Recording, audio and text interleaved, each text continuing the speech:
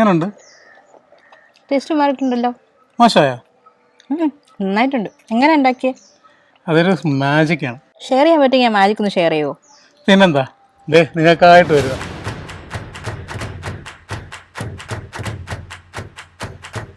നമസ്കാരം ഫ്രണ്ട്സ്, ഞാൻ നിങ്ങളുടെ സ്വന്തം സുജിത്ത് വൈദ്യൻ. നീ എന്തിനാ വിളി കേട്ടെ? ഞാൻ നമസ്കാരം ഫ്രണ്ട്സ് എന്നല്ലേ പറഞ്ഞേ. കുഞ്ഞെന്തിനാ വിളി കേൾക്കുന്നത്? കുഞ്ഞെന്ത് ചെയ്യുക? കുഞ്ഞ് ഷൂട്ട് ചെയ്യാൻ വന്നാണോ? ആരാടാ എൻ്റെ ക്യാമറ എടുക്കുന്നു? അപ്പം നമ്മൾ പറഞ്ഞു വന്നു വെച്ച് കഴിഞ്ഞാൽ നമ്മളിന്നുണ്ടാക്കുന്ന സ്പെഷ്യൽ ക്രിസ്മസ് വിഭവമാണ് മധുരം ബിരിയാണി. നല്ല സ്നേഹത്തോടെ ഈ ഫെസ്റ്റിവൽ ടൈമിൽ നിങ്ങൾക്ക് എല്ലാവർക്കും കുടുംബസമേതം നിങ്ങൾക്ക് പ്രിയപ്പെട്ടവർക്ക് ഉണ്ടാക്കി കൊടുക്കാൻ വേണ്ടി ഞങ്ങൾ നിങ്ങൾക്ക് വേണ്ടിയിട്ട് ഒരു ഇന്നൊവേറ്റീവ് ബിരിയാണിയാണ്. ഇന്നത്തെ ബിരിയാണിയുടെ സ്പെഷ്യാലിറ്റി എന്ന് പറയുന്നത് അതിനകത്ത് ചേർക്കുന്ന ഓരോ ഇൻഗ്രീഡിയൻറ്റുമാണ്. ഒത്തിരി ഇൻഗ്രീഡിയൻ്റ് ഒന്നുമില്ല. നമ്മൾ ബിരിയാണി സാധാരണ ഉണ്ടാക്കുന്ന പോലെ ഒത്തിരി മസാലകളോ അങ്ങനെ ഒത്തിരി കാര്യങ്ങളൊന്നുമില്ല. കുറച്ച് മസാല, പക്ഷേ വളരെ ടേസ്റ്റി ആയിട്ടുള്ള ഐറ്റം. നമുക്ക് അതിൻ്റെ പ്രിപ്പറേഷനിലേക്ക് പോകാം. നമ്മുടെ പ്രിപ്പറേഷന് വേണ്ടിയിട്ട് ചേർക്കേണ്ട ഐറ്റംസ് എന്ന് പറയുന്നത് സവാള. ആദ്യം ചേർക്കുന്നത് സവാളയാണ്. അടുത്തത് കറിവേപ്പിലയാണ് എടുക്കുന്നത്. സവാളയും കറിവേപ്പിലയും നല്ലതുപോലെ ഒന്ന് ഞെരടി ഒന്ന് ചേർക്കണം ആദ്യം. എന്തിനാണെന്ന് വെച്ച് കഴിഞ്ഞാൽ ഈ സവാളയുടെ ആ നീരൊന്ന് ഇറങ്ങും. അതേപോലെ കറിവേപ്പിലയും ഒന്ന് ഇളക്കുമ്പോൾ ഒരു സ്മെല്ല് വരും ഇങ്ങനെ ഉടച്ചെടുക്കുമ്പോൾ. അത് നല്ലതാണ് നമ്മുടെ ഈ പ്രിപ്പറേഷന്. അതിലേക്ക് നമ്മൾ നല്ല പച്ച വെളിച്ചെണ്ണ, നല്ല ചക്കിലാട്ടിയെടുത്ത നല്ല സുന്ദരം വെളിച്ചെണ്ണ. ആ വെളിച്ചെണ്ണയ്ക്ക് എടുക്കുമ്പോണ്ടല്ലോ ഒരു പ്രത്യേക മണമുണ്ട്. നിങ്ങളത് സ്മെല്ല് നോക്കിയാൽ മനസ്സിലാവും. നല്ല ഫ്രഷ് വെളിച്ചെണ്ണ. അത് നമ്മൾ ഈ മിക്സ് ചെയ്തേക്കുന്ന കറിവേപ്പിലയ്ക്കകത്തോട്ടും അതേപോലെ സവാളക്കകത്തോട്ട് ഇടുമ്പോൾ അതിനും ഒരു പ്രത്യേക സ്മെല്ലാണ്.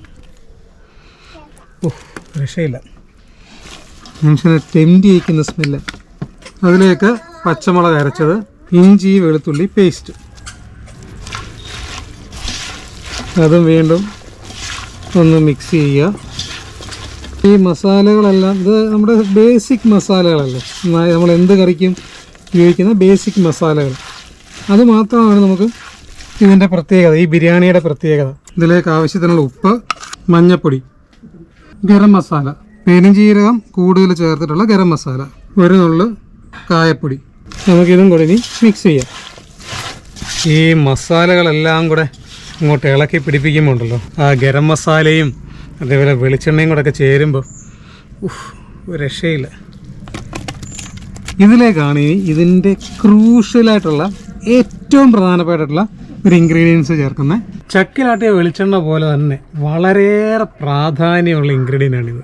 ഇതെന്ന് പറയുന്നത് നമ്മുടെ കള്ളില്ലേ, ചെത്ത് കള്ള് വാറ്റിയെടുക്കുന്ന വിനാഗിരിയാണ്. ഈ കള്ളിയിൽ നിന്നുണ്ടാക്കുന്ന വിനാഗിരിയില്ലേ, അത് വേണം ഇതിന് വേണ്ടിയിട്ട് ചേർക്കാനായിട്ട്. അതിൻ്റെ സ്മെല്ലുണ്ടല്ലോ ഒരു രക്ഷയില്ലാതെ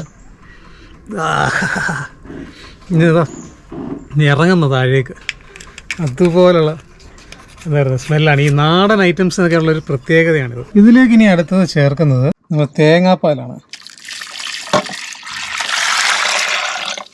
തേങ്ങാപ്പാലൂടെ ചേർത്ത് നമ്മുടെ മസാലകളെല്ലാം കൂടെ മിക്സ് ചെയ്ത്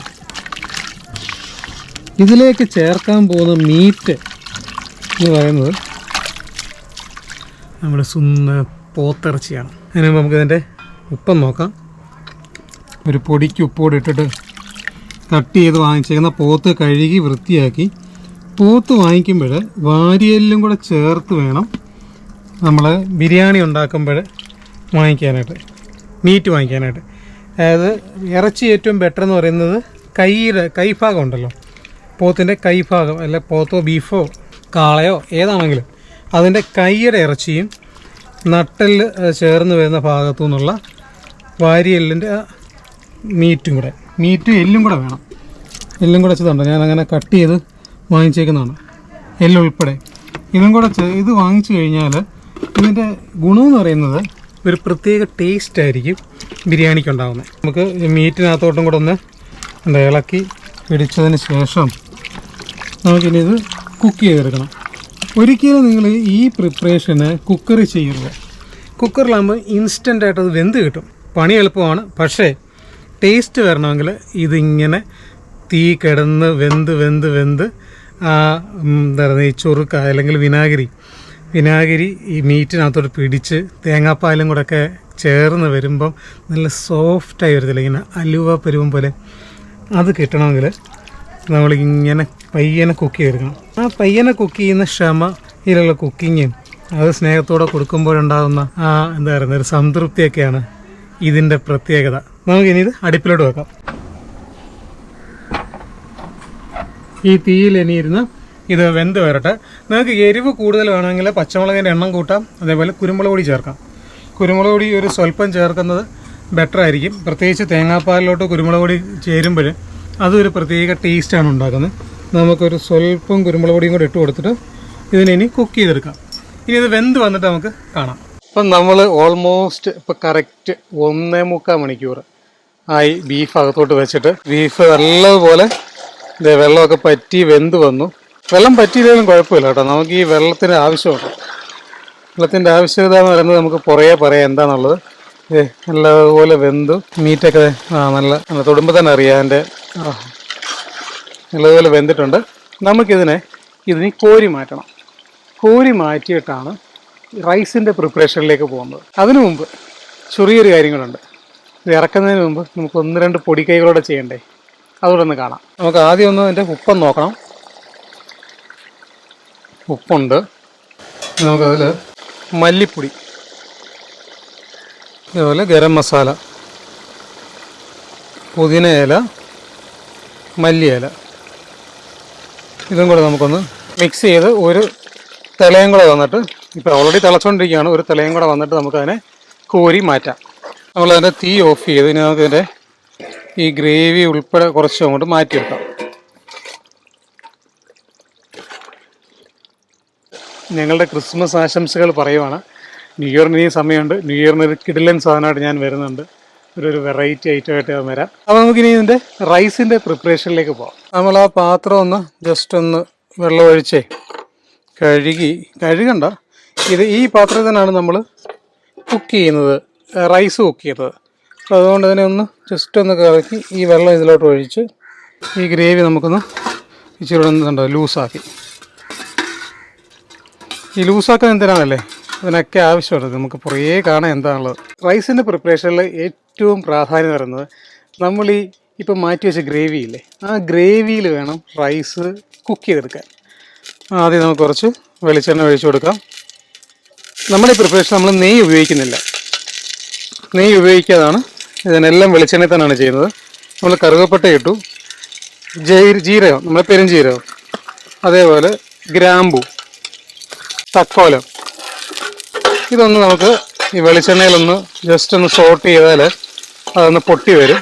തീ കുറച്ച് വെച്ചിട്ട് നമ്മൾ കഴുകി വെള്ളം തോരാൻ വെച്ചേക്കുന്ന റൈസ് നിങ്ങൾക്ക് ബസ്മതി റൈസ് ഉപയോഗിക്കാം, അല്ലെങ്കിൽ കൈമ ഉപയോഗിക്കാം. ഞാനിപ്പം കൈമ ജീരകശാലയാണ് എടുത്തേക്കുന്നത്.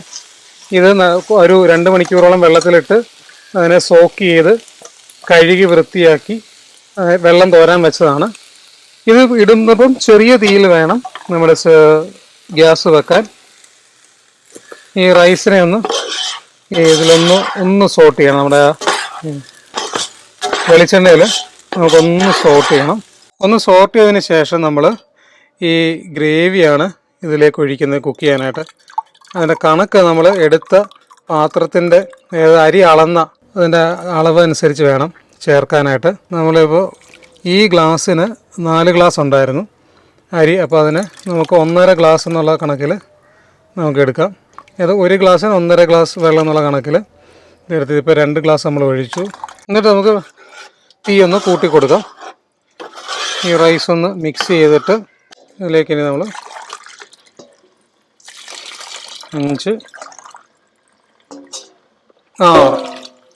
6 ഗ്ലാസ് വെള്ളം ഒഴിച്ചു. ഇനി നമുക്ക് ഇളക്കി. ഇപ്പോൾ ഫുൾ ഫ്ലെയിമിലായിരിക്കുന്നത്. തിള വന്നതിന് ശേഷം നമുക്ക് തീ കുറയ്ക്കണം. മാത്രമല്ല ഉപയോഗിച്ചത് ചൂടുവെള്ളം തന്നെയാണ്, നമ്മൾ തിളപ്പിച്ച വെള്ളമാണ്. അതുകൊണ്ട് പെട്ടെന്ന് തിള വരുന്നുണ്ട്. 4 ഗ്ലാസ് അരിയാണ് എടുത്ത് അതിന് 6 ഗ്ലാസ് വെള്ളം, അങ്ങനെയാണ് എടുത്തേക്കുന്നത്. നമുക്ക് തിളച്ച് വരുന്നുണ്ട്. നമുക്ക് തിളച്ച് വരുമ്പോൾ അതിൻ്റെ തീ കുറച്ചില്ലെങ്കിൽ വെള്ളം പെട്ടെന്ന് പറ്റുകയും അരി വേവ് കുറഞ്ഞു പോവുകയും ചെയ്യും. അതുകൊണ്ട് ഫുൾ ഫ്ലെയിമിൽ ഇരിക്കുന്നതിന് നമുക്ക് സ്വല്പം ഒന്ന് ചെറുതായിട്ട് കുറയ്ക്കണം. ഇനി നമുക്കിതിനെ അടച്ചു വെച്ച് കുക്ക് ചെയ്തെടുക്കാം. ഉപ്പ് ചേർക്കാതിരുന്നാൽ നമ്മൾ ഓൾറെഡി ഗ്രേവിയിൽ ഉപ്പുണ്ട്. ആ ഉപ്പിനനുസരിച്ച് വേണം നമ്മൾ ചോറിൽ ഉപ്പ് ചേർക്കാനായിട്ട്. ആ ഗ്രേവിയാണ് ഇപ്പോൾ ഉപയോഗിച്ചേക്കുന്നത്. ഇനി നമ്മൾ ഇടുന്ന ദം ചെയ്യാനുണ്ട്, അതും അതിലേക്കാനാണ്. അപ്പോൾ അതുകൊണ്ട് ഉപ്പ് നോക്കി മാത്രമേ ചേർക്കാവൂ. നമ്മൾ റൈസ് ഇതേ കുക്കായി വന്നിട്ടുണ്ട്. നമുക്കിതിനെ വേറൊരു പാത്രത്തിലോട്ട് മാറ്റാം.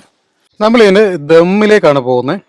നമ്മൾ മാറ്റി വെച്ച ബീഫ് നമ്മളിതിലോട്ട് ചേർക്കുവാണ്. ഇതിലേക്ക് നമ്മൾ റൈസ് ഫില്ല് ചെയ്യുവാണ്. റൈസ് ഒരു 3/4 വേവാകുമ്പോഴാണ് ഞാൻ ഇതിനെ കോരിയേക്കുന്നത്. ഇത് ഈ ഗ്രേവിയിലോ ബാക്കിയുള്ള വെള്ളമുണ്ടല്ലോ അതിൽ കിടന്ന് വേണം വെന്ത് വരാൻ. റൈസിൻ്റെ കൈമ റൈസിൻ്റെ നമുക്ക് പ്രധാനമായ കാര്യം ശ്രദ്ധിക്കേണ്ടത്, അതിൻ്റെ ചില റൈസിന് വെള്ളം കൂടുതൽ വേണ്ടി വരും. അത് ചിലപ്പം നമുക്ക് 1:2 എന്നുള്ള കണക്കിൽ ചേർക്കേണ്ടി വരും. ചിലത് അല്ലാതെ നോർമൽ 1:1 കപ്പ് എന്നുള്ള രീതിയിൽ ചേർക്കാൻ പറ്റും. ഇതിലേക്ക് നമ്മളിനി കുറച്ച് പൈനാപ്പിൾ, പുതിനയില, മല്ലിയില, ഇനി നമ്മൾ ബാക്കിയുള്ള ഗ്രേവിയും ബീഫും കൂടെ ഇതിലേക്ക് ഇനി ആഡ് ചെയ്യുകയാണ്. ഇത് 2 ലെയർ ഇടണമെന്നില്ല, ഒറ്റ ലെയർ ഇട്ടാലും മതി. ഞാനൊരു റൈസിലേക്ക് മൊത്തം പിടിക്കാൻ വേണ്ടിയാണ് 2 ലെയർ ഇട്ടത്. ഡിപ്പെൻസ്, നിങ്ങളുടെ ടേസ്റ്റ് പോലെ നിങ്ങൾക്കത് ചെയ്യാം. ഒറ്റ ലെയർ വേണോ 2 ലെയർ വേണോ എന്നുള്ളത്. എനിക്കെപ്പോഴും എന്താ ഈ റൈസ് ഒട്ടിയിരിക്കുന്ന ബിരിയാണിയോടാണ് എനിക്കിഷ്ടം. വേറിട്ടിരിക്കുന്ന ബിരിയാണി എനിക്ക് പൊതുവെ ഇഷ്ടമല്ല. പക്ഷേ ഞാനത് വെക്കാറുണ്ട്. നീരുവിനത് ഇഷ്ടമായതുകൊണ്ടാണ് അങ്ങനെ വെക്കുന്നത്. എനിക്കെപ്പോഴും ആ ജ്യൂസിനെസ് കിട്ടുന്ന ആ ബിരിയാണിയാണ് ഏറ്റവും ഇഷ്ടം. അതേപോലെ എന്താ പറയുന്നത്, ആ ഗ്രേവിയൊക്കെ പിടിച്ച് നമ്മൾ കഴിക്കുമ്പോൾ തന്നെ ആ ഒരു ജ്യൂസി ഫീൽ കിട്ടണം. അതാണ് എനിക്ക് ഏറ്റവും ഇഷ്ടം. നമ്മളിപ്പോൾ ചെയ്യുന്ന നോർമൽ ദം ചെയ്യുന്ന പോലെ അല്ല. ഞാൻ നിങ്ങൾക്കൊരു പുതിയ മെത്തേഡ് കാണിച്ചു തരുവാണ്, നമുക്ക് വീട്ടിൽ എങ്ങനെ ദം ചെയ്യാന്നുള്ളത്. ഇതിപ്പോൾ നമ്മൾ ഫുൾ ഫ്ലെയിമിലാണ് ഇപ്പോൾ ഇട്ടേക്കുന്നത്. ഇതിപ്പോൾ ലാസ്റ്റ് മുകളിലും കുറച്ച് പൈനാപ്പിൾ ഇടുവാണ്. വീണ്ടും പുതിനയിലയും മല്ലിയിലയും കശുവണ്ടിപ്പരിപ്പോ കിസ്മിസോ ഒക്കെ നിങ്ങൾക്ക് ചേർക്കാം, ഡിപ്പെൻസ് ഓൺ നിങ്ങളുടെ ടേസ്റ്റിന്. ഞാൻ ഇന്നത്തെ പ്രിപ്പറേഷനിൽ കശുവണ്ടിപ്പരിപ്പോ ഒന്നും ചേർക്കുന്നില്ല. ഇനി നമ്മളിതിനെ അടച്ചു വെക്കുവാണ്. അടച്ചു വെച്ച് കഴിഞ്ഞിട്ട് ഫുൾ ഫ്ലെയിമിൽ നിന്ന് സിമ്മിലാക്കണം. സിമ്മിലാക്കി 10 മിനിറ്റ്, കറക്റ്റ് 7 മുതൽ 10 മിനിറ്റുള്ളത് ഓഫ് ചെയ്യണം. അപ്പോൾ നിങ്ങൾക്ക് നല്ല പെർഫെക്റ്റ് ആയിട്ട് ദമ്മായി കിട്ടും. അങ്ങനെ നമ്മുടെ ബിരിയാണി അവിടെ നിന്ന് ദമ്മായിക്കൊണ്ടിരിക്കുകയാണ്. ആക്ച്വലി എനിക്ക് ഈ ചൊറുക്കായ, അതായത് നമ്മുടെ വിനാഗിരി, കള്ളിയിൽ നിന്ന് കിട്ടിയ വിനാഗിരി തയ്യാറാക്കിയതല്ല, മീൻസ് അറേഞ്ച് ചെയ്ത് തന്നത് RVയിലെ കൃഷ്ണയാണ്. കൃഷ്ണയ്ക്ക് വലിയൊരു ഷൗട്ട് ഔട്ട്. അതേപോലെ കൃഷ്ണയ്ക്ക് ആരാ കൊണ്ട് കൊടുത്തത് എനിക്കറിയത്തില്ല. ആക്ച്വലി വലിയ പാടാണ് ഈ കള്ളിയിൽ നിന്നുള്ള വിനാഗിരി കിട്ടാൻ, വലിയ പാടാണ്. പക്ഷെ അത് തപ്പിപ്പിടിച്ചെടുത്താണ് നമ്മൾ ഈ പ്രിപ്പറേഷൻ ചെയ്തത്. അപ്പം കൃഷ്ണയ്ക്ക് കൊടുത്ത ആൾക്കും വലിയൊരു ഷൗട്ട് ഔട്ട്. RVയെ പറ്റി പറയുമ്പോൾ ഈ ക്രിസ്മസ് ടൈമിൽ പറയാതിരിക്കാൻ പറ്റില്ല. ക്രിസ്മസ് ന്യൂ ഇയർ ടൈമിൽ RVയുടെ കേക്കുകൾ, അല്ലെങ്കിൽ തന്നെ RVയുടെ കേക്കുകൾ ഭയങ്കര ഫേമസ് ആണ്. അവരുടെ ക്യാരറ്റ്, ഏറ്റവും ഫേമസ് ക്യാരറ്റും ഹണി ആൻഡ് ആൽമണ്ടുമാണ്. ഇത് രണ്ടും എനിക്ക് ഭയങ്കര ഇഷ്ടമാണ്. ഞാൻ നീരുവിനെ കല്യാണം കഴിക്കുന്നതിന് മുമ്പേ ഞാൻ ഈ RVയുടെ ക്യാരറ്റ് കേക്കിൻ്റെ ഫാനായ ആളാണ്. അപ്പം RVക്കും കൃഷ്ണയ്ക്കും വലിയൊരു ഷൗട്ട് ഔട്ട്. നമുക്കിനി അത് ദമ്മ് നമുക്ക് ഓപ്പൺ ചെയ്യാം. ഞാൻ ഗ്യാസ് ഓഫ് ചെയ്തായിരുന്നു. നമുക്ക് നല്ല മണം. റൈസ് നോക്ക് ഗൈസ്, ആവിയും ആ സ്മെല്ലുണ്ടല്ലോ, എൻ്റെ പൊന്നോ, ഒന്നും പറയാനില്ല.